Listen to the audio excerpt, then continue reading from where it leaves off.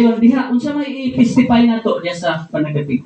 Atong basahon ang unang Korinto 3 o 4. Unang Korinto 14, 3 o 4. 14.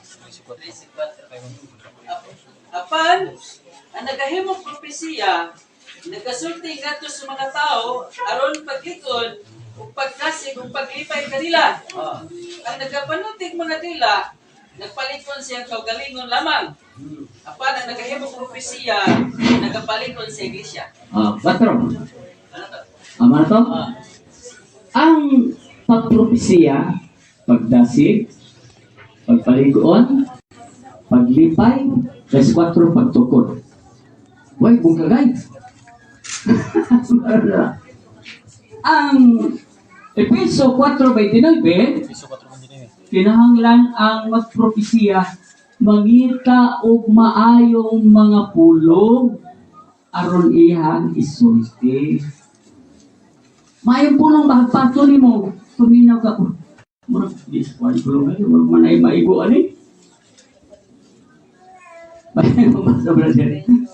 Kinahanglan walay sulting mahilas nga magagula gikan sa inyong baba. Dili kanang mga maayo lamang nga makapalikon ug angay sa higayon. Aron makahatag kini kayuhan ngadto sa mga magapatalingho. Katulad maayo. Na ang magadungog, maayo nila. No? Kung saan pagsulti? Piso 4.15.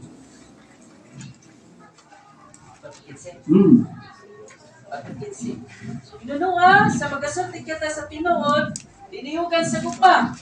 Magatubuon ta kita sa tanang paagi ngadto kang Kristo nga mao ang ulo. Kung saan ito pagsulti? Uban sa guma.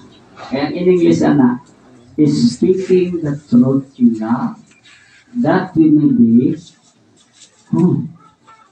grow with Christ. Ang mga tungkol kabiyak ni Kristo. So, ang mga mensahador, inultian, isog pagyot, nanagoy mong barok, isog, kumbati na.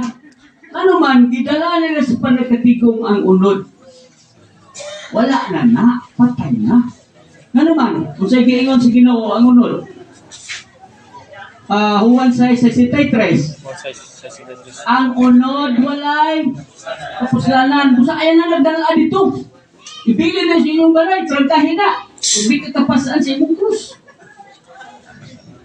Ano man, kung saan may nasa unod, Galatia 5:19. Pagkaragang problema diya sa unod. Pagkaragang, anak na basta siya maabot ng paminaw. Busa ang unod, patay na. Diyas tigong, puros na espirituhanong butang, tanang pulong nga madungog na to, makapatukod, makapalipay, makapadasig, aron ang atong pagkalinuwas. Labi patama ni kamot, alang sa silkatumong umao ang bilabi.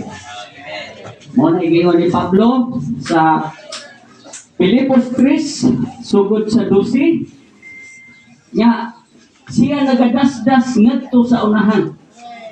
Kitang tanan mo, dasdas kita. Pwede mo ba sa brother?